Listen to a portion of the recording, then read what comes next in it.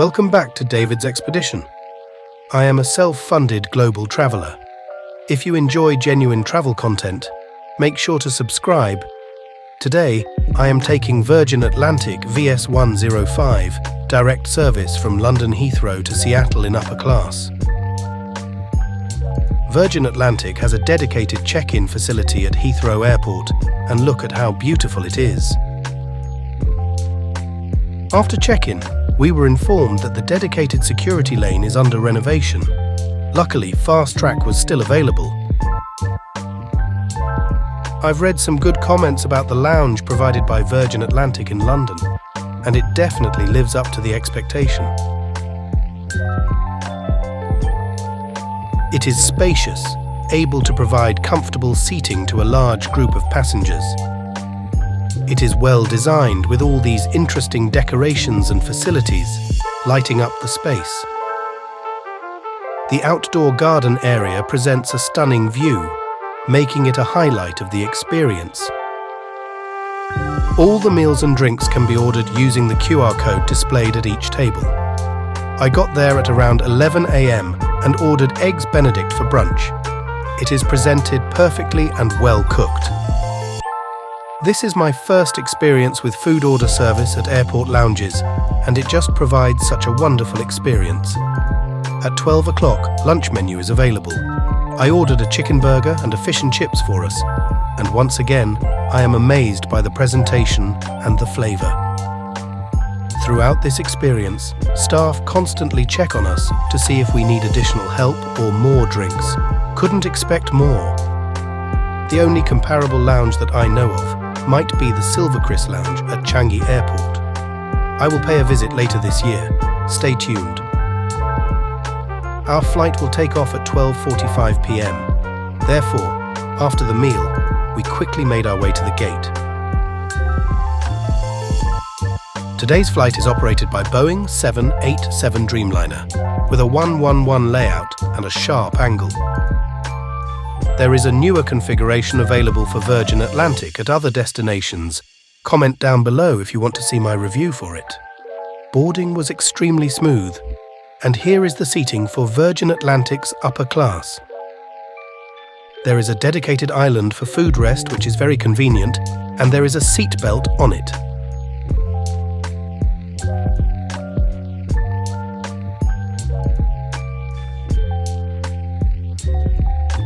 Amenity kit, the goodie bag is provided with helpful items.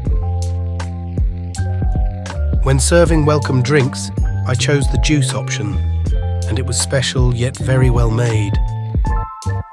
A can of water was placed when we boarded the airplane. The can itself is recycled to support the environment. However, the can was very difficult to open, and it did hurt my fingers. After settling into the seat, the flight is about to take off.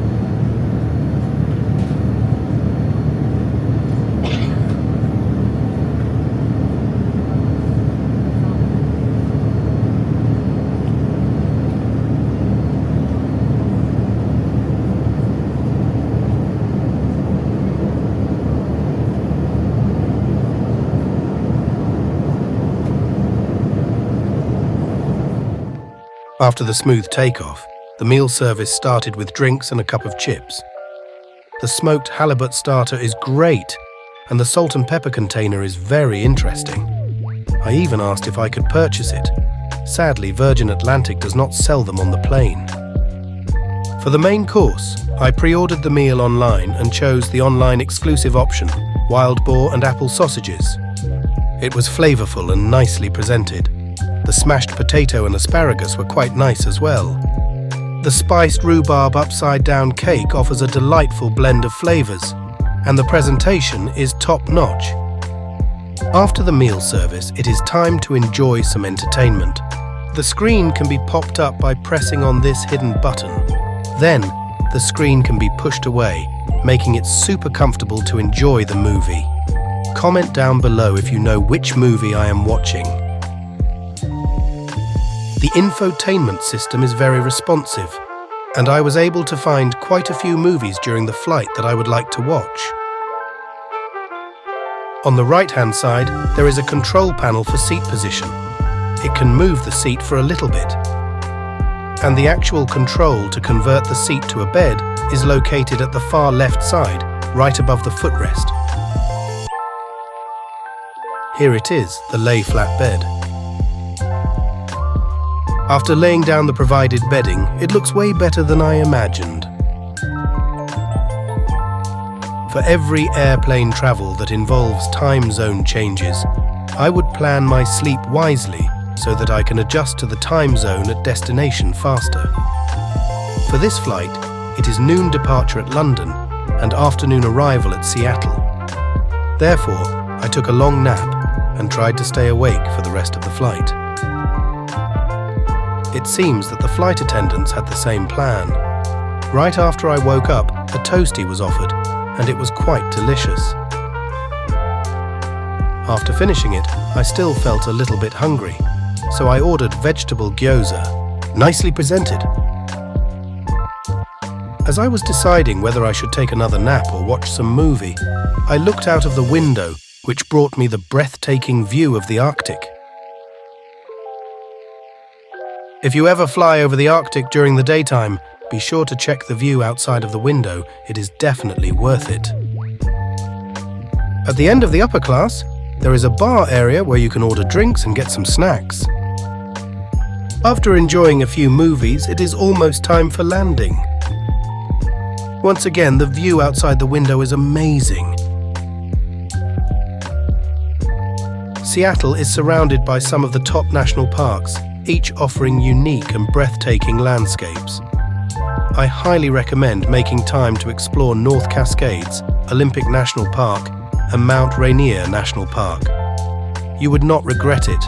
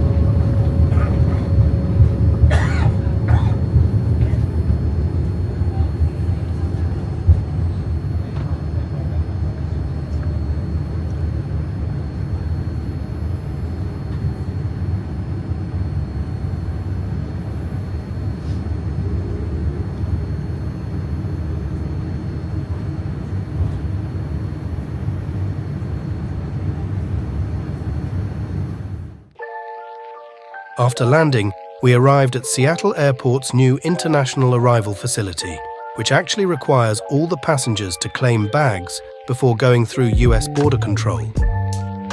Although our bags were tagged with priority label, we were the last group of passengers to get checked bags. However, this flight is still an awesome experience. From the check-in experience, the lounge and in-flight service are nothing but perfect. I would give it an 8 out of 10 and would definitely book again in the future. If you enjoyed this video, please click on the like button and subscribe to this channel. Thank you so much for the support.